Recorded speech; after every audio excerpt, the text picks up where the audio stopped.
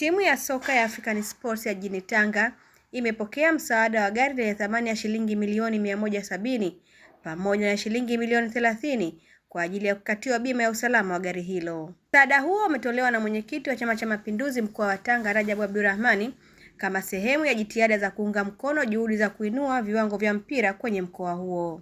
Tukirudisha heshima ya Tanga kwenye mpira wa miguu nchini, Simba na Yanga na zile klabu nyingine ambazo sasa zimeshaanza kuwa kubwa kama Azam na nyingine wataelewa Tanga kweli ndiko mpira wa miguu ulipozaliwa katika Jamhuri ya Muungano wa Tanzania. Naibu Waziri wa Habari, Sanaa na Utamaduni, Hamisi Mwinjuma, amesisitiza umuhimu wa kuimarisha michezo kwenye mkoa huo. Michezo ni ajira, michezo ni uchumi.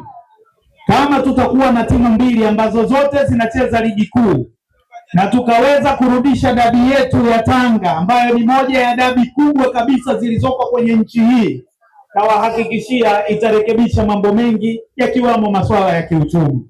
Naye Rais wa Shirikisho la Mpira wa Miguu nchini TFF, Wallace Karia, amebainisha kuwa sekta ya michezo imeweza kupiga hatua kubwa kutokana na uwekezaji uliofanywa na serikali. Sioni mafanikio yanayosema wamefanikiwa ni kwa sababu ya